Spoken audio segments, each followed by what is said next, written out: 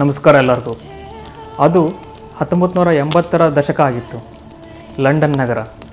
ಅವಾಗವಾಗ just married ಆಗಿರೋ couples ಅಥವಾ ಯಂಗ್ ಕಪಲ್ಸ್ ಅಂತ ಏನಿದ್ದಾರೆ ಅವರು ತಮ್ಮ ಮನೆಗಳಲ್ಲೆಲ್ಲ ಒಂದು ಚಿತ್ರವನ್ನು ಇಟ್ಕೋಬೇಕು ಅಂಥೇಳಿ ಆಸೆ ಪಡ್ತಾಯಿದ್ರು. ಆವಾಗ ವಿಚಿತ್ರವಾದ ಚಿತ್ರಗಳು ಮಾರ್ಕೆಟಲ್ಲಿ ಬರ್ತಾಯಿತ್ತು. ಎಲ್ಲರಿಗೂ ಅದು ಆಕರ್ಷಣೀಯವಾಗಿ ಗೋಚರಿಸ್ತಾ ಇತ್ತು. ಅದರಲ್ಲಿ ಒಂದು ಪರ್ಟಿಕ್ಯುಲರ್ ಚಿತ್ರ ದ ಕ್ರೈಯಿಂಗ್ ಬಾಯ್ ಅಂತ ಹೇಳಿ ಒಂದು ಪೇಂಟಿಂಗ್. ಅದನ್ನು ಸ್ಪ್ಯಾನಿಷ್ ಪೇಂಟರ್ ಆಗಿರ್ತಕ್ಕಂಥ ಬ್ರೂನೋ ಅಮಾಡಿಯೋ ಅನ್ನೋರು ಬಿಡಿಸಿದ್ರು. ಆ ಚಿತ್ರವನ್ನು ಅವರು ಮನೆಯ ಗೋಡೆಗಳಲ್ಲೆಲ್ಲ ಈ ಕಪಲ್ಗಳು ಲಂಡನ್ನಲ್ಲಿ ಹಾಕ್ಕೊಳ್ತಾ ಇದ್ದರು. ಆದರೆ ಒಂದು ವಿಚಿತ್ರ ನಡೀತಾ ಇತ್ತು. ಯಾರ್ಯಾರ ಈ ಒಂದು ಪೇಂಟಿಂಗನ್ನು ಹಾಕ್ಕೊಂಡಿದ್ದಾರೆ, ಯಾರ್ಯಾರ ಮನೆಯಲ್ಲಿ ಅಥವಾ ಯಾವ ರೆಸ್ಟೋರೆಂಟಲ್ಲಿ ಈ ಪೇಂಟಿಂಗ್ ಇದೆಯೋ ಆ ಒಂದು ಜಾಗ ಅಥವಾ ಆ ಒಂದು ಮನೆ, ಆ ಒಂದು ರೆಸ್ಟೋರೆಂಟು ವಿಚಿತ್ರವಾಗಿ ಬೆಂಕಿಯಿಂದ ಬರ್ನ್ ಆಗಿಬಿಟ್ಟು ಒಂದು ಸುಟ್ಟು ಭಸ್ಮವಾಗ್ತಾಯಿತ್ತು. ಎಲ್ಲ ಅಲ್ಲಿರೋರೆಲ್ಲ ಸತ್ತು ಹೋಗ್ತಾಯಿದ್ರು. ಆವಾಗ ಎಲ್ಲ ಒಂದು ಕಾಮನ್ ಬೆಂಕಿಯ ಅವಘಡಗಳು ಏನು ನಡೀತಾ ಇದ್ದಾವೆ ಆ ಒಂದು ಊರಿನಲ್ಲಿ, ಅದೆಲ್ಲ ಈ ಒಂದು ಮಿಸ್ಟೀರಿಯಸ್ ಪೇಂಟಿಂಗಿಂದ, ಕ್ರೈಯಿಂಗ್ ಬಾಯ್ ಪೇಂಟಿಂಗಿಂದನೇ ನಡೀತಾ ಇದೆ ಅಂತ ಹೇಳಿ ಎಲ್ಲರಿಗೂ ಗೊತ್ತಾಗ್ತಾ ಸುದ್ದಿ ಹರಡ್ತಾ ಇದ್ದಾಗ ನ್ಯೂಸ್ ಪೇಪರ್ಗಳಲ್ಲಿ ಆವಾಗ ಒಂದು ಅವರು ಏನು ತಿಳ್ಕೊಳ್ಳೋಕೆ ಸ್ಟಾರ್ಟ್ ಮಾಡಿದರು ಅಂತಂದರೆ, ಇದು ಬರೀ ಕ್ರೈಯಿಂಗ್ ಬಾಯ್ದು ಪಿಕ್ಚರ್ ಅಲ್ಲ, ಕರ್ಸ್ಡ್ ಪೇಂಟಿಂಗ್ ಇದು. ಅಂದರೆ ಇದ್ರ ಹಿಂದೆ ಏನೋ ಒಂದು ಶಾಪ ಇದೆ. ಆ ಹುಡುಗ ಯಾರೂ ಸಾಮಾನ್ಯದನ್ನಲ್ಲ. ಈ ಒಂದು ಶಾಪದಿಂದ ಎಲ್ಲರ ಮನೆಯಲ್ಲಿ ಈ ಥರ ಬೆಂಕಿ ಹಚ್ತಾ ಇದೆ ಅಂತ. ಆವಾಗ ನ್ಯೂಸ್ ಪೇಪರ್ ಕೂಡ ಹೀಗೆ ಹೇಳೋಕ್ಕೆ ಸ್ಟಾರ್ಟ್ ಮಾಡಿದರು, ನೀವು ಇದನ್ನು ತೊಗೊಂಡಿದ್ರೆ ಸುಮ್ಮನೆ ಈ ಒಂದು ಪೇಂಟಿಂಗಿಂದ ಮನೆಯಿಂದ ಹೊರಗೆ ಬಿಸಾಡೋದ್ರಿಂದ ಈ ಶಾಪ ಹೋಗೋದಿಲ್ಲ. ಅದಕ್ಕೆ ಎಲ್ಲ ಪ್ರೊಸೀಜರ್ ಇದ್ದಾವೆ. ಅದು ಒಂದು ಕರ್ಸ್ಡ್ ಆಗಿರ್ತಕ್ಕಂಥ ಪೇಂಟಿಂಗು, ಅದೊಂದು ಭಯಾನಕ ಪೇಂಟಿಂಗು. ಆ ಹುಡುಗ ಸಾಮಾನ್ಯದನ್ನಲ್ಲ, ಅವನು ಸೇಡ್ ತೀರಿಸ್ಕೊಳ್ಳೋಕ್ಕೆ ಈ ಥರ ಎಲ್ಲರ ಮನೆಯಲ್ಲಿ ಪೇಂಟಿಂಗಿನ ರೂಪದಲ್ಲಿ ಬರ್ತಿದ್ದಾನೆ ಅಂತ. ಆದರೆ ಇದು ನಿಜವಾಗ್ಲೂ ಕರ್ಸ್ಡ್ ಆಗಿರ್ತಕ್ಕಂಥ ಪೇಂಟಿಂಗಾ ಅಥವಾ ಇದ್ರ ಹಿಂದೆ ಏನಾದರೂ ಮಾಸ್ ಮ್ಯಾನಿಫೆಸ್ಟೇಷನ್ ಅಥವಾ ಈ ಸಬ್ಕಾನ್ಷಿಯಸ್ ಪ್ರೋಗ್ರಾಮಿಂಗಿನ ಆ ಒಂದು ಭಯದಿಂದ ಈ ಥರ ಆಯ್ತಾ? ಇದನ್ನು ನೋಡೋಣ ಬನ್ನಿ. ಸೊ ಇವಾಗ ನಾವು ನೋಡಿದ್ವಿ ಯಾಕೆ ಆ ಮನೆಗಳು ಬೆಂಕಿ ಹತ್ತಿ ಉರಿತಾ ಇತ್ತು, ಮತ್ತು ಆ ಹುಡುಗ ಯಾರು, ಆ ಪೇಂಟರಿಗೆ ಮತ್ತು ಆ ಹುಡುಗ ಏನು ಸಂಬಂಧ, ಯಾಕೆ ಎಲ್ಲರ ಒಂದು ಮನೆಯಲ್ಲಿ ಇರ್ತಕ್ಕಂಥ ಪೇಂಟಿಂಗಿಗೆ ಮತ್ತು ಎಲ್ಲರ ಆ ಒಂದು ಪೇಂಟಿಂಗ್ ಇರ್ತಕ್ಕಂಥ ರೆಸ್ಟೋರೆಂಟ್ಗಳೇ ಬೆಂಕಿಯಿಂದ ಸುಡ್ತಾ ಹೋದು, ನಿಜವಾಗ್ಲೂ ಇದು ಹಿಂದೆ ಒಂದು ಶಾಪ ಇದೆಯಾ ಅನ್ನೋದನ್ನು ನೋಡ್ತಾ ನಾವು ಡೀಪಾಗಿ ಅನಾಲಿಸಿಸ್ ಮಾಡ್ತಾ ಹೋಗೋಣ. ಆ್ಯಕ್ಚುಲಿ ಅದನ್ನು ಬಿಡಿಸಿದಂಥವ್ರು ಬ್ರೂನೋ ಅಮಾಡಿಯೋ ಅನ್ನೋ ಒಬ್ಬ ಸ್ಪ್ಯಾನಿಷ್ ಪೇಂಟರ್ ಆಗಿದ್ದರು. ಯಾಕೆ ಅವರು ಕ್ರೈಯಿಂಗ್ ಬಾಯ್ನ ಪೇಂಟನ್ನು ಬಿಡಿಸಿದ್ರು ಅಂತ ಹೇಳಿ ನಾವು ನೋಡ್ತಾ ಹೋದಾಗ, ಅವರು ವರ್ಲ್ಡ್ ವಾರ್ II ಆಗಿತ್ತಲ್ಲ, ವಿಶ್ವ ಮಹಾಯುದ್ಧ, ಎರಡನೇ ಮಹಾಯುದ್ಧ. ಆವಾಗ ಸ್ಟ್ರೀಟ್ಗಳಲ್ಲಿ, ಅಂದರೆ ಎಲ್ಲ ಸ್ಟ್ರೀಟ್ಗಳಲ್ಲಿ, ಲಂಡನ್ ಸ್ಟ್ರೀಟ್ಗಳಲ್ಲಿ ಅಳ್ತಿರ್ತಕ್ಕಂಥ, ಹಸಿವಿನಿಂದ ಬೆಳೆದಿರ್ತಕ್ಕಂಥ ಒಬ್ಬ ಹುಡುಗರನ್ನು ನೋಡ್ತಾ ಇದ್ರು. ಅವರು ಅಳ್ತಾ ಇದ್ರು. ಆ ಹುಡುಗರು ಬ್ರೆಡ್ಡಿಗೋಸ್ಕರ ಕೇಳಿದ್ರೆ, ಯಾಕಂದರೆ ಯುದ್ಧ ಅಂತಂದಾಗ ಆ ಥರ ಸಿಚುವೇಶನ್ ಕ್ರಿಯೇಟ್ ಆಗಿರುತ್ತೆ, ತಿನ್ನಕ್ಕೇನು ಇರಲ್ಲ, ಎಲ್ಲ ಕಡೆ ಬಾಂಬ್ ಸಿಡಿತಾ ಇರುತ್ತೆ. ಸೊ ಹಂಗೆಲ್ಲ ಇರುವಾಗ ಒಬ್ಬ ಪರ್ಟಿಕ್ಯುಲರ್ ಹುಡುಗ, ಇವರಿಗೆ ಡಾನ್ ಬೊನಿಲೋ ಅನ್ನೋ ಹುಡುಗ, ಆ ಹುಡುಗನ ಹೆಸರು, ಅವರು ಕಣ್ಣಿಗೆ ಬೀಳ್ತಾನೆ. ಸೊ ಆದ್ದರಿಂದ ಆ ಒಂದು ಡಿಪಿಕ್ಷನ್ ಮಾಡಬೇಕು, ಆ ಒಂದು ಹೇಗಿರುತ್ತೆ ಆ ಒಂದು ಹುಡುಗನ ಒಂದು ಅಸಹಾಯಕತೆ ಆ ಒಂದು ಯುದ್ಧದಲ್ಲಿ ಅನ್ನೋದನ್ನ ಕ್ರೈಯಿಂಗ್ ಬಾಯ್ ಅಂತ ಹೇಳಿ ಬಿಡಿಸಿದರು. ಇದು ಎಷ್ಟೊಂದು ಕಾಪಿ ಕೂಡ ಅವರು ಸೋಲ್ಡ್ ಮಾಡಿದರು, ಎಲ್ಲ ಕಡೆ ಅದು ಬಹಳ ಫೇಮಸ್ ಆಗಿತ್ತು. ಆದರೆ ಬೆಂಕಿ ಯಾಕೆ ಹತ್ತಿತ್ತು ಇವಾಗ, ಇದು ಬಂದಿರೋದು ಕ್ವಶನ್ನು. ಆ್ಯಕ್ಚುಲಿ ಈ ಥರ ಆವಾಗ 1980s ಅಷ್ಟೊಂದು ನಮಗೆ ಈ ಒಂದು ಏನು ಇಂಟರ್ನೆಟ್ ಆ ಥರ ಇಲ್ಲದೆ ಇರತಕ್ಕಂಥ ಒಂದು ಕಾಲದಲ್ಲಿ ನ್ಯೂಸ್ ಪೇಪರ್ಗಳಿಗೆ ಬಹಳ ಮಹತ್ವ ಇರ್ತಾ ಇತ್ತು. ಅವಾಗಿನ ಕಾಲದಲ್ಲಿ ಸನ್ ಅಂತ ಒಂದು ಟ್ಯಾಬ್ಲಾಯ್ಡ್ ನ್ಯೂಸ್ ಪೇಪರ್ಗಳು ಲಂಡನ್ನಲ್ಲಿ ಏನು ಹರಡಿಸ್ತಾ ಇದ್ವು ಅಂತಂದರೆ, ಎಲ್ಲ ಮನೆಗಳು ಸುಟ್ಟಿದವಲ್ಲ, ಅದರಲ್ಲಿ ಈ ಹುಡುಗನ ಚಿತ್ರ ಕೂಡ ಇತ್ತು. ಈ ಒಂದು ಡಾನ್ ಬೊನಿಲೋ ಅನ್ನೋ ಒಂದು ಹುಡುಗನ ಚಿತ್ರ ಕೂಡ ಇತ್ತು. Crying boy, the cursed painting of the crying boy ಅಂತಲೇ ಪೇಪರಲ್ಲಿ ಬರ್ತಾ ಇತ್ತು. ಎಲ್ಲ ವಸ್ತುಗಳು ಸುಟ್ಟರು ಕೂಡ ಈ ಹುಡುಗನ ಕ್ರೈಯಿಂಗ್ ಬಾಯ್ ಅನ್ನೋ ಪೇಂಟಿಂಗ್ ಮಾತ್ರ ಸುಟ್ಟು ಭಸ್ಮ ಆಗ್ತಾ ಇರಲಿಲ್ಲ. ಎಲ್ಲ ವಸ್ತುಗಳು ಸುಟ್ಟು ಭಸ್ಮ ಆಗ್ತಾ ಇತ್ತು, ಬಟ್ ಈ ಪೇಂಟಿಂಗ್ ಮಾತ್ರ ಸುಟ್ಟು ಭಸ್ಮ ಆಗ್ತಾ ಇರಲಿಲ್ಲ. ಅಂದಾಗ ನಿಜವಾಗ್ಲೂ ಇವನೇನೋ ದೆವ್ವ ಆಗಿ ಈ ಥರ ಕಾಡ್ತಾ ಇರ್ಬೋದು, ಇವನು ಯಾರ ಮನೆ ಇರ್ದೇನೋ ಅವ್ರ ಮನೆಗೆ ಸೇಡ್ ತೀರಿಸ್ಕೊಳ್ತಾ ಇರ್ಬೋದು, ಹೀಗೆಲ್ಲ ಹೊರಡ್ಸೋಕ್ಕೆ ಸ್ಟಾರ್ಟ್ ಮಾಡಿದರು. ಇದನ್ನು ಓದಂಥ ಜನರು ಸುಮ್ಮನೆ ಬಿಡ್ತಾರ? ಜನರು ಸುಮ್ಮನೆ ಬಿಟ್ಟರು ಅವರ ಒಳಗೆ ಇರತಕ್ಕಂಥ ಸಬ್ಕಾನ್ಷಿಯಸ್ ಮೈಂಡಿನಲ್ಲಿ ಇರ್ತಕ್ಕಂಥ ಭಯ ಸುಮ್ಮನೆ ಬಿಡುತ್ತಾ? ಅವರು ಅದನ್ನು ಮನಸ್ಫೂರ್ತಿಯಾಗಿ ನಂಬಿದರು. ಅಲ್ಲಿ ಫಸ್ಟ್ ಫ್ಲಾ ಉಂಟಾಯಿತು. ಆಯಿತಾ? ಇದನ್ನು ಡಿಬಂಕ್ ಮಾಡಬೇಕಂದ್ರೆ ಫಸ್ಟಿಗೆ ನಿನ್ನ ತಲೆ ಒಳಗಡೆ ಇನ್ಸ್ಟಿಗೇಷನ್ ಸ್ಟಾರ್ಟ್ ಆಗುತ್ತೆ, ಒಂದು ಇನ್ಸೆಪ್ಷನ್ ಸ್ಟಾರ್ಟ್ ಆಗುತ್ತೆ, ಒಂದು ಸಿಂಪಲ್ ಐಡಿಯಾ ಸ್ಟಾರ್ಟ್ ಆಗುತ್ತೆ. ಯಾರೋ ನಿನ್ನ ತಲೆ ಒಳಗಡೆ ಆ ಒಂದು ಬೀಜ ಹಾಕ್ತಾರೆ, ಯಾರೋ ನಿನ್ನ ತಲೆ ಒಳಗಡೆ ಒಂದು ವಿಷಯವನ್ನು ತುಂಬ್ತಾರೆ, ಯಾರೋ ನಿನ್ನ ತಲೆ ಒಳಗಡೆ ನೀವು ಮಾಡ್ತಿರೋ ತಪ್ಪು ಅಂತ ಎಲ್ಲೋ ಒಂದು ಕಡೆ ಏನೋ ಒಂದು ಇಂಜೆಕ್ಷನ್ ಮಾಡ್ತಾರೆ ಅಂತಾರಲ್ಲ, ಸೊ ಆ ಥರ ಇನ್ಸೆಪ್ಷನ್ನ ಮಾಡ್ತಾರೆ. ಅದು ನಿನ್ನ ಇಡೀ ಲೈಫನ್ನೇ ಶೇಕ್ ಮಾಡುತ್ತೆ. ಆ ರೀತಿಯಾಗಿ ಒಬ್ಬರಿಂದ ಹರಡಿರ್ತಕ್ಕಂಥ ಸುದ್ದಿ ಇನ್ನೊಬ್ರಿಗೆ ಹರಡುತ್ತೆ.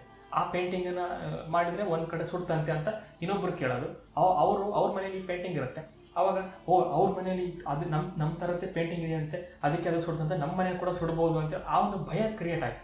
ಅಂದರೆ ಇಲ್ಲಿ ಫಸ್ಟ್ ಸ್ಟೆಪ್ಪಲ್ಲಿ ಭಯದ ವಾತಾವರಣ ಕ್ರಿಯೇಟ್ ಆಗಿದ್ದಂತೂ ನಿಜ. ಇದಕ್ಕೆ ಕಾರಣ ಆ ಮಾಧ್ಯಮಗಳು. ಸೆಕೆಂಡ್ ನಾವು ನೋಡ್ತಾ ಹೋದಾಗ ಯಾಕೆ ಇದಾಗಿದೆ ಅಂತ ಫೈಟರ್ಸ್ಗಳು ಇರ್ತಾರಲ್ಲ, ಅಂದರೆ ಬೆಂಕಿ ಹತ್ತಿದ ತಕ್ಷಣ ಮನೆಗೆ ಬಂದು ಅವರು ಏನು ನಂದಿಸ್ತಕ್ಕಂಥ ಒಂದು ಕೆಲಸವನ್ನು ಏನು ಮಾಡ್ತಾರೆ, ಅವರು ಇದಕ್ಕೆ ಕಾರಣಗಳನ್ನು ಹೇಳಿದ್ರು.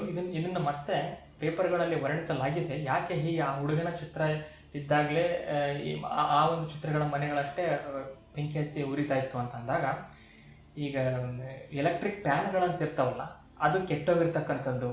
ಅಂದರೆ ಆ ಕೇಸ್ಗಳು ಹೆಂಗಿತ್ತು ಅಂತ, ಆ ಸುಟ್ಟಿರೋ ಕೇಸ್ಗಳು ಆ ಮನೆಗಳಲ್ಲಿ ಫಾಲ್ಟ್ ಆಗಿರ್ತಕ್ಕಂಥ ಎಲೆಕ್ಟ್ರಿಕ್ ಹೀಟರ್ಗಳು, ಚಳಿ ಬಂದಾಗ ಈ ಕಡೆ ವೆಸ್ಟರ್ನ್ ಕಂಟ್ರಿಗಳಲ್ಲೆಲ್ಲ ಹೀಟರ್ಗಳಂತ ಇರ್ತಾವಲ್ಲ ಅಲ್ಲಿ ಶಾರ್ಟ್ ಸರ್ಕ್ಯೂಟ್ ಆಗ್ತಕ್ಕಂಥದ್ದು, ಆಮೇಲೆ ಸಿಗರೇಟ್ಗಳನ್ನು ಎಲ್ಲಿ ಬೇಕಲ್ಲಿ ಬಿಸಾಕಿರ್ತಕ್ಕಂಥದ್ದು. ಇದರಿಂದ ಜಾಸ್ತಿ ನಾವು ನೋಡಿರ್ತಕ್ಕಂಥ ಬೆಂಕಿಗಳಲ್ಲಿ ಅವಘಡಗಳಲ್ಲಿ ಇವು ಕಾರಣ ಅಂತೇಳಿ ಅವರು ಹೇಳಿದರು. ಅಂದರೆ ನೋಡಿ, ಯಾವಾಗ ಎಷ್ಟೇ ಜನ ಒಬ್ಬನೇ ವ್ಯಕ್ತಿ ಸಮಾಜದಲ್ಲಿ ಇಲ್ಲಪ್ಪ ಇದು ಹಿಂಗಲ್ಲ, ಇದಕ್ಕೆ ಲಾಜಿಕಲ್ ರೀಸನ್ ಇದೆ ಅಂತ ಎಷ್ಟೇ ಹೇಳಿದ್ರು, 1 ಕೋಟಿ ಜನ ಅದಕ್ಕೆ ಆಪೋಸಿಟ್ ಮಾತಾಡಿದ್ರೆ, ಇಲ್ಲ ಅದು ಕರ್ಸ್ಡ್ ಪೇಂಟಿಂಗು, ಅದಕ್ಕೆ ಹಂಗಾಗಿರೋದಕ್ಕೆ ನನ್ನ ಮನೆಯಲ್ಲೂ ಬೆಂಕಿ ಹತ್ತಿದೆ, ಅವ್ನ ಮನೆಯಲ್ಲೂ ಬೆಂಕಿ ಹತ್ತದ, ಅದು ಹೆಂಗೆ ಬೇರೆ ಮನೆಯಲ್ಲಿ ಬೆಂಕಿ ಹತ್ತಲ್ಲ. ಸೊ ಈ ಥರ ಒಂದು ಅವರು ಲಾಜಿಕ್ಗೆ ಆಪೋಸಿಟ್ ಆಗಿರ್ತಕ್ಕಂಥ ಓನ್ಲಿ ನಂಬಿಕೆ ಮತ್ತು ಎಮೋಷನ್ಗಳಿಂದ ಬಂದರೆ ಅವನ ಒಬ್ಬನ ಹೇಳಿರ್ತಾನಲ್ಲ ಸತ್ಯ ಲಾಜಿಕಲ್ ಫಾಲೋ ಮಾಡೋಂಥ ಅವನಿಗೆ ಬೆಲೆ ಬರಲ್ಲ. ಇಲ್ಲಿ ಆ ಪೇಪರ್ಗಳು ಹೇಳಿರ್ತಕ್ಕಂಥ ಪ್ರಕಾರ ಎಲ್ಲಿ ಬೇಕಲ್ಲಿ ಹೊಸ್ತಿರ್ತಕ್ಕಂಥ ಸಿಗರೇಟ್ಗಳು, ಎಲೆಕ್ಟ್ರಿಕ್ ಹೀಟರ್ಗಳು, ಸೊ ಫಾಲ್ಟ್ ಆಗಿರ್ತಕ್ಕಂಥ ಎಲೆಕ್ಟ್ರಿಕ್ ಫ್ಯಾನ್ಗಳು, ಇದರಿಂದ ಬೆಂಕಿ ಅವಘಡ ಉಂಟಾಗಿದೆ ಅಂತ. ಆಯ್ತಪ್ಪ, ಇಂಥವುಗಳಿಂದ ಬೆಂಕಿ ಅವಘಡ ಉಂಟಾಗಿದೆ, ಆ ಪೇಂಟಿಂಗಲ್ಲಿ ಏನು ಕರ್ಸಿಲ್ಲ ಅಂತ ಹೇಳಿ ನಂಬೋಣ. ಆದರೆ ಎಲ್ಲವೂ ಸುಡ್ತು ಅಂತ ಹೇಳಿದೆ, ಪೇಂಟಿಂಗ್ ಮಾತ್ರ ಸುಡಲಿಲ್ಲ. ಯಾಕೆ? ಅದರೊಳಗಡೆ ಏನಾದರೂ ಆತ್ಮ ಇದೆಯಾ ಅಂತ. ಇಲ್ಲಿ ಮತ್ತೆ ಒಂದು ವಿಜ್ಞಾನ ಬರುತ್ತೆ. ಆ ಪೇಂಟಿಂಗನ್ನು ಮಾಡಿದಾಗ ಲ್ಯಾಮಿನೇಷನ್ ಮಾಡ್ತಾರಲ್ವ, ಅದನ್ನು ಎಷ್ಟು ಕಾಪಿಗಳನ್ನು ಮಾಡಿದ್ದಾರೆ ಅದಕ್ಕೆ ಲ್ಯಾಮಿನೇಷನ್ ಅಂತ ಮಾಡ್ತಾರೆ. ಆ ಲ್ಯಾಮಿನೇಷನ್ ಮಾಡುವಾಗ ಫೈರ್ ರಿಪೆಲೆಂಟ್ ಅಂತ ಕರೀತಾರೆ. ಅಂದರೆ ಬೆಂಕಿಯಿಂದ ಅದು ಬೆಂಕಿ ಹತ್ತಿದ್ರು ಕೂಡ ಫೈರ್ ಪ್ರೂಫ್ ಅಂತ ಕರೀತಾರೆ. ಆ ಥರ ಒಂದು ಕೋಟಿಂಗ್ ಇತ್ತು ಅಂತ ಹೇಳಿ ನಿಮಗೆ ತಿಳಿದು ಬಂದಿದೆ. ಆಮೇಲೆ ಹಾರ್ಡ್ ಬೋರ್ಡಿಂದ ಮಾಡ್ತಾರೆ ಅದನ್ನು, ಅದು ಏನಿದೆ ಫ್ರೇಮ್ಗಳನ್ನೆಲ್ಲ ಹಾರ್ಡ್ ಬೋರ್ಡಿಂದ ಮಾಡ್ತಾರೆ. ಆದರೆ ಬೇಗ ಬೆಂಕಿ ಹತ್ತಿರ, ಅಂದರೆ ಬೆಂಕಿ ಹತ್ತುತ್ತೆ, ಬೇಗ ಅದಕ್ಕೆ ಬೆಂಕಿಯನ್ನು ಆವರಿಸ್ಕೊಳ್ಳಲ್ಲ. ಆ ಥರ ಒಂದು ಹಾರ್ಡ್ ಬೋರ್ಡ್ಗಳಿಂದ ಮತ್ತು ಫೈರ್ ರಿಪೆಲೆಂಟ್ ವಸ್ತುಗಳಿಂದ ಆ ಪೇಂಟಿಂಗನ್ನು ಲ್ಯಾಮಿನೇಟ್ ಮಾಡಿದ್ದಾರೆ. ಆಮೇಲೆ ಪೇಂಟಿಂಗನ್ನು ಹೇಗೆ ಹಾಕಿರ್ತಾರೆ, ಇದು ಗೋಡೆ ಅಂತಂದರೆ ಪೇಂಟಿಂಗ್ ಹೀಗೆ ಮುಖ ಮಾಡಿ ಇರುತ್ತೆ ಹೊತ್ತಿಗೂ, ಆಯಿತಾ. ಅಂದರೆ ಮುಂದೆಗಡೆ ಆ ಹುಡುಗನ ಫೋಟೋ ಇರುತ್ತೆ, ಹಿಂದೆಗಡೆ ವಾಲಿ ಹಿಂಗೆ ಹಾಕಿರ್ತಾರೆ. ಯಾವಾಗಾದ್ರೂ ಪೇಂಟಿಂಗ್ ಬಿದ್ದಾಗ ಸ್ಟ್ರೇಟಾಗಿ ಬೀಳುತ್ತೆ ಹಿಂಗೆ, ಆಯಿತಾ. ಅದೇನು ಪೇಂಟಿಂಗ್ ಸುಳ್ಳು ಅಂತ ಹಿಂಗೆ ಹಾರಿಬಿಡಲ್ಲ. ಯಾವಾಗಾದ್ರೂ ಮನೆ ಭೂಕಂಪ ಆದಾಗ ಪೇಂಟಿಂಗ್ಗಳು ಹೆಂಗೆ ಬೀಳ್ತವೆ, ಹಿಂಗೆ ಕೆಳಗೆ ಬೀಳ್ತವೆ. ಕೆಳಗೆ ಬಿದ್ದಾಗ ಅದು ಕೆಳಗೆ ಹಿಂಗೆ ಬಿದ್ದು ಟಕ್ ಅಂತ ಬಿದ್ದು ಹಿಂಗೆ ಬೀಳುತ್ತೆ, ಅಥವಾ ಹಿಂಗೆ ಬಿದ್ದು ಹಿಂಗೆ ಬೀಳುತ್ತೆ. ಅಂದರೆ ಜಾಗ ಪ್ರೊಬಾಬಿಲಿಟಿ ಬಗ್ಗೆ ಮಾತಾಡ್ತಿದ್ದೇನೆ ನಾನು. ನೀನು ಕಣ್ಣಾರೆ ನೋಡಿದ್ದೇನೆ ಹಿಂಗೆ ಬೀಳುತ್ತೆ ಅಂತ ಹೇಳ್ತಿಲ್ಲ ಪೇಂಟಿಂಗ್ ಅಂತ ನೀವು ಕೇಳ್ಬೋದು. ನಾವು ಜನರಲ್ಲಾಗಿ ಯೋಚನೆ ಮಾಡಿದಾಗ ಹೆಂಗೆ ಹಾಕಿರ್ತಾರೆ ಪೇಂಟಿಂಗು ಮನೆಯಲ್ಲಿ, ನೀವು ನೋಡಿದಾಗ ಹಿಂಗೆ ವರ್ಟಿಕಲ್ಲಾಗಿ ಹಾಕಿರ್ತಾರೆ. ಪೇಂಟಿಂಗ್ ಬಿದ್ದರೆ ಹೆಂಗೆ ಬೀಳಬೇಕು, ಹಿಂಗೆ ಬೀಳಬೇಕು ವರ್ಟಿಕಲ್ಲಾಗಿ ಬಿದ್ದಾಗ ಅದು ಈ ಥರ ಬೀಳುತ್ತೆ ಆಯಿತಾ. ಆ ಥರ ಬಿದ್ದಾಗ ಬೆಂಕಿ ಎಷ್ಟೇ ಹತ್ತಿದ್ರು ಕೂಡ ಕೆಳಗಡೆ ಪಾರ್ಟು ಸೇಫ್ ಆಗಿ ಉಳಿದಿರುತ್ತೆ. ಅಂದರೆ ಬೆಂಕಿ ಯಾವ ಲೆವೆಲ್ಗಿದೆ ಅನ್ನೋದ್ರ ಮೇಲೆ ಡಿಪೆಂಡು ಅದು, ಅಫ್ಕೋರ್ಸ್ ಆ ಥರ ಕೂಡ. ಅಂದರೆ ನಾನು ಹೇಳ್ತಿರೋದು ಏನು ಅಂತಂದರೆ, ಒಂದು ಸಲ ಸುಳ್ಳನ್ನೇ ನಿಜ ಅಂತ ನಂಬಿದ್ರು ಕೂಡ, ಅಥವಾ ನಿಜ ಅನ್ನೋ ಸುಳ್ಳನ್ನು ನಂಬಿದ್ರು ಕೂಡ, ಎರಡು ರಿಯಲ್ ಆಗಂತ ಒಂದು ಚಾನ್ಸಸ್ ಇದೆ. ಇದ್ರ ಬಗ್ಗೆ ಮಾತಾಡ್ತಿದ್ದೀನಿ ನಾನು. ಇಲ್ಲಿ ಆ ಪೇಂಟಿಂಗ್ ನಿಜವಾಗ್ಲೂ ಕನಸಾಗಿದೆಯೋ ಇಲ್ವೋ ಅನ್ನೋದು ಪ್ರಶ್ನೆ ಅಲ್ಲ. ನೀನು ನಂಬಿರ್ತಕ್ಕಂಥದ್ದು ನಿನಗೆ ಎಷ್ಟು ನಿಜ ಅನಿಸುತ್ತೆ ಅನ್ನೋದು ನಾನು ಇಲ್ಲಿ ಮಾತಾಡ್ತಾ ಇರ್ತಕ್ಕಂಥದ್ದು. ನಾನು ಮತ್ತೆ ಕನ್ಕ್ಲೂಷನ್ ಮತ್ತು ಔಟ್ಲುಕ್ಕಲ್ಲಿ ಏನು ಹೇಳ್ತಾ ಇದ್ದೀನಿ ಅಂತಂದರೆ, ಮಾಸ್ ಮ್ಯಾನಿಫೆಸ್ಟೇಷನ್ ಅನ್ನೋದು ನಿಜ ಇದೆ. ಈ ಸಮಾಜದಲ್ಲಿ ನಾವು ಎಂಥ ಸಮಾಜವನ್ನಾದರೂ ಬಿಲ್ಡ್ ಮಾಡಬಹುದು. ಎಲ್ಲರೂ ಕೆಟ್ಟ ಮನಸ್ಸಿನಿಂದ ಒಂದು ರಾಕ್ಷಸನ ಥರ ಸಮಾಜವನ್ನು ಉಂಟು ಮಾಡ್ಬೋದು. ಎಲ್ಲರೂ ಒಂದು ಒಳ್ಳೆಯ ಮನಸ್ಸಿನಿಂದ ಒಂದು ಬ್ಯೂಟಿಫುಲ್ ಆಗಿರ್ತಕ್ಕಂಥ ಪ್ರಪಂಚವನ್ನು ಬಿಲ್ಡ್ ಮಾಡ್ಬೋದು. ಆದ್ದರಿಂದ ಇದಕ್ಕೆಲ್ಲ ಕಾರಣ ಏನು ಅಂತಂದರೆ, ಅಲೆಗಳ ಥರ ಹೋಗ್ತಾ ಇರ್ತಕ್ಕಂಥ ನಮ್ಮ ಮನಸ್ಸು. ಹುಟ್ಟಿದಾಗಿಂದ ನಾನು ಸ್ಟ್ರಾಂಗ್ ಆಗಿರ್ತೀನಿ ಅನ್ನೋ ವ್ಯಕ್ತಿ ಯಾರಿಲ್ಲ, ಹುಟ್ಟಿದಾಗಿಂದ ನಾನು ವೀಕ್ ಆಗಿದ್ದೀನಿ ಅನ್ನೋ ವ್ಯಕ್ತಿ ಕೂಡ ಯಾರಿಲ್ಲ. ಇವತ್ತು ಸ್ಟ್ರಾಂಗ್ ಆಗಿದ್ದನು ನಾಳೆ ವೀಕ್ ಇರ್ತಾನೆ, ನಾಳೆ ವೀಕ್ ಇದ್ದನು ನಾಡಿದ್ದು ಸ್ಟ್ರಾಂಗ್ ಆಗಿರ್ತಾನೆ. ಇದಕ್ಕೆ ಕಾರಣ ಏನು ಅಂತಂದರೆ, ಈ ಥರ ಆಯ್ತಲ್ಲ ನ್ಯೂಸ್ಗಳಲ್ಲಿ, ಆ ಥರ ಆ ಪೇಂಟಲ್ಲಿ ಕರ್ಸಿದೆ ಅಂತೇಳಿ ಆ ಒಂದು ಭಯವನ್ನು ಯಾರೋ ನಿಮ್ಮಲ್ಲಿ ತುಂಬಿಸ್ತಕ್ಕಂಥದ್ದು. ಇದನ್ನೇ ಯೋಚನೆ ಮಾಡಿ. ಆ ಭಯದ ಬದಲು ಯಾರಾದರೂ ನಿಮ್ಮಲ್ಲಿ ಒಂದು ಸಕ್ಸಸ್ ಅನ್ನೋ ಒಂದು ಬೀಜವನ್ನು ಹಾಕಿದಾಗ, ಒಂದು ನಿನಗೆ ಶಕ್ತಿಯನ್ನು ಒಂದು ಆ ಒಂದು ಮಿಂಚನ್ನು ನಿನ್ನಲ್ಲಿ ಹರಿಸಿದಾಗ, ಹೋಪ್ ಅನ್ನೋ ಒಂದು ಬೆಳಕನ್ನು ಕೊಟ್ಟಾಗ, ನಿನಗೆ ಯಾರ ಮಾಧ್ಯಮಗಳಲ್ಲಿ ಅಥವಾ ಯಾವುದೋ ಮಾತುಗಳನ್ನು ಕೇಳಿದಾಗ ನಿನಗೆ ಕೆಲವೊಂದ್ಸಲ ಹೋಪ್ ಅಂತ ಬರ್ತಾ ಇರುತ್ತೆ. ಆ ಹೋಪ್ ಅಂತ ಬಂದಾಗ ಈಗ ನೋಡು, ಆ ಒಂದು ಸಣ್ಣ ಭಯದಿಂದ ಪೇಪರಲ್ಲಿ ಬರ್ತಕ್ಕಂಥ ಆ ಕರ್ಸ್ ಅನ್ನೋ ಒಂದು ಸಣ್ಣ, ಆ ಶಾಪ ಅನ್ನೋ ಒಂದು ಸಣ್ಣ ಒಂದು ಪದದಿಂದ, ಆ ಪದದಲ್ಲಿ ಏನೂ ಇಲ್ಲ, ಪದದಲ್ಲಿ ಶಕ್ತಿ ಇಲ್ಲ, ಪದವನ್ನು ಓದ್ತಕ್ಕಂಥ ಬ್ರೇನಲ್ಲಿ ಶಕ್ತಿ ಇದೆ. ಬ್ರೇನಲ್ಲಿ ಶಕ್ತಿ ಇದೆ. ನಿನಗೆ ಹೊರಗಡೆಯಿಂದ ಯಾರೋ ಏನೂ ಮಾಡಲ್ಲ, ನನಗೆ ಹೊರಗಡೆಯಿಂದ ಯಾರೋ ಏನೋ ಮಾಡಿಬಿಡ್ತಾರೆ ಅನ್ನೋ ಒಂದು ಆ ಒಂದು ಭಯ ಇದೆಯಲ್ಲ ಮನಸ್ಸಿನಲ್ಲಿ, ಅದರಿಂದ ನಿನಗೆ ಆ್ಯಕ್ಚುಲಿ ಏನೋ ಆಗ್ತಿರೋದು ಅಂತ. ಇನ್ನು ಜಗತ್ತಿನಲ್ಲಿ ಬರ್ತಕ್ಕಂಥ 95% ಇರೋ ಭಯಕ್ಕೆ ಮೀನಿಂಗೇ ಇಲ್ಲ. ಅವೆಲ್ಲ ನೀನು ನಿನ್ನ ಇಮ್ಯಾಜಿನರಿ ಪ್ರಪಂಚದಲ್ಲಿ ಕಟ್ಟಿ, ನನಗೆ ಹಂಗಾಗ್ಬಿಟ್ರೆ ಹೆಂಗೆ, ನನಗೆ ಅದು ಆಗಲಿಲ್ಲ ಅಂತಂದ್ರೆ ಹೆಂಗೆ, ಹಿಂಗಾಗ್ಬಿಟ್ರೆ ಹೆಂಗೆ, ನನಗೆ ಸಾವು ಬಂದ್ಬಿಟ್ರೆ ಹೆಂಗೆ, ಹೀಗೆಲ್ಲ ಇಲ್ಲಿದ್ದೆಲ್ಲ ಯೋಚನೆ ಮಾಡಿ ಮಾಡಿ ಅಲ್ಲಿ ಯಾವ ಬೆಂಕಿ ಅವಘಡಗಳಿಗೆ ಅವರೇ ಅವರ ಒಂದು ಬೇಜವಾಬ್ದಾರಿತನ ಕಾರಣ ಆಯ್ತಲ್ಲ. ಆ ಥರ ಸಿಗರೇಟಿಂದ ಮತ್ತು ಹೀಟರ್ಗಳಿಂದ ಅದನ್ನು ಸರಿ ಮಾಡೋದು ಬಿಟ್ಟು ಅವರು ಭಯಕ್ಕೆ ಅವರು ಗಮನ ಕೊಟ್ಟರು. ಈಗ ಹೇಳ್ತಾರಲ್ಲ, ಬೆಕ್ಕು ಅಡ್ಡ ಬಂದರೆ ಅವಶ್ಯಕನ ಆಕ್ಸಿಡೆಂಟ್ ಆಗುತ್ತೆ. ಬೆಕ್ಕು ಅಡ್ಡ ಬರೋದಲ್ಲ, ಅದೊಂದು ಪ್ರಾಣಿ ಅಷ್ಟೇ, ಆಯ್ತಾ? ಬೆಕ್ಕು ಹಂದಿ ಅಡ್ಡ ಬರುತ್ತೆ, ನಾಯಿ ಅಡ್ಡ ಬರುತ್ತೆ, ಮನುಷ್ಯರ ಅಡ್ಡ ಬರ್ತಾರೆ, ಮನುಷ್ಯರ ಅಡ್ಡ ಬಂದರೆ ಮುಂದೆ ಉಳಿತಾರ. ಸೊ ಹಾಗೆ ನೀನು ಮನಸ್ಸಲ್ಲಿ ಅದು ಅಂದ್ಕೊಂಡ್ರೆ, ನೀನು ಮನಸ್ಸಲ್ಲಿ ಇದೊಂದು ಸಾಮಾನ್ಯವಾದ ಘಟನೆ, ಇದನ್ನು ನಾನು ಹೆಂಗೆ ತಗೋಬೇಕು ಇವಾಗ ಅನ್ನೋದನ್ನ, ಆ ಒಂದು ಫಿಲ್ಟರ್ ನಿನ್ನ ಹತ್ರ ಇದ್ದಾಗ ನಿನಗೆ ಯಾವ ಒಂದು ಹೊರಗಿನ ಒಂದು ಶಕ್ತಿಗಳು ನಿನ್ನ ಅಲಾಡ್ಸೋಕ್ಕಾಗಲ್ಲ. ಅವಾಗ ನೀನು ನಿನ್ನ ಹೇಳ್ತಾರೆ ಅಂದರೆ ಸೆಲ್ಫನ್ನು ಯಾರನ್ನು ಕಂಟ್ರೋಲ್ ತಗೊಂತಾರೆ. ಸೆಲ್ಫಿಂದ ನಾನು ಬದಲಾಗ್ತೀನಿ, ಏನೇ ಈ ಪ್ರಪಂಚ ಬದಲಾಗಬೇಕಂದ್ರೆ ಸೆಲ್ಫ್ ಬದಲಾಗಬೇಕು. ಯಾಕೆ?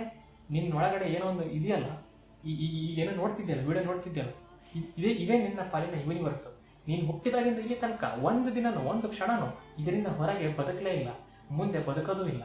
ನೀನು ಯಾವತ್ತಿದ್ರೂ ಕೂಡ ಈ ಬ್ರಹ್ಮಾಂಡಕ್ಕೆ ಬರೋದು ಈ ಒಂದು ಏನೋ ಕಾನ್ಷಿಯಸ್ನೆಸ್ ಅನ್ನೋ ಆ ಒಂದು ಕಕೋನ್ ಅಂತ ಏನು ಕರೀತಾರೆ, ಆ ಒಂದು ಗೂಡಿನಲ್ಲಿ ನೀನು ಇರ್ತೀಯ. ಅಂತಹ ಗೂಡಿನಲ್ಲಿ ಇರುವಾಗ ಹೊರಗಡೆಯಿಂದ ಏನೋ ಆಗ್ತಿದೆ ಅನ್ನೋದು ನೀನು ಮತ್ತೆ ಆ ಗೂಡಿನ ಒಳಗಿಂದನೇ ಮಾಡ್ತಕ್ಕಂಥ ಯೋಚನೆ ಹೊರತು ನಿನ್ನ ಯೋಚನೆಗಳು ಯಾವತ್ತು ಹೊರಗಿಂದ ಬರೋದಿಲ್ಲ. ಆದ್ದರಿಂದ ನಾವು ಈ ಒಂದು ಹೇಗೆ ಆ 1980s ಮಾಸ್ ಆಗಿ ಜನರು ಮ್ಯಾನಿಫೆಸ್ಟ್ ಮಾಡಿದ್ರು, ಎಲ್ಲರೂ ಭಯವನ್ನು ಮ್ಯಾನಿಫೆಸ್ಟ್ ಮಾಡಿದ್ರು. ಇದೇ ಥರ ನೀವು ಪ್ರಯತ್ನ ಪಟ್ಟಲ್ಲಿ ಮಾಸಲ್ಲಿ ನೀವು ಸಕ್ಸಸ್ಸನ್ನು ಮ್ಯಾನಿಫೆಸ್ಟ್ ಮಾಡ್ಬೋದು. ಮಾಸಲ್ಲಿ ಒಬ್ಬ ಕೊಟ್ಟ ಹೋಪು ಇನ್ನೊಬ್ಬ ಕೊಡ್ಬೋದು, ಅವನು ಹಂಗೆ ಕೊಡ್ಬೋದು. ಹೀಗೆ ಚೈನ್ ರಿಯಾಕ್ಷನ್ ಆಗಿ, ಫಿಷನ್ ಆಗಿ ಅದೊಂದು ನ್ಯೂಕ್ಲಿಯರ್ ಬಾಂಬ್ ಹೇಗೆ ಸ್ಫೋಟ ಆಗುತ್ತೋ ಹಾಗೆ ಸಕ್ಸಸ್ ಅನ್ನೋ ಒಂದು ಬಾಂಬ್ ಸ್ಫೋಟ ಆಗ್ಬೋದು.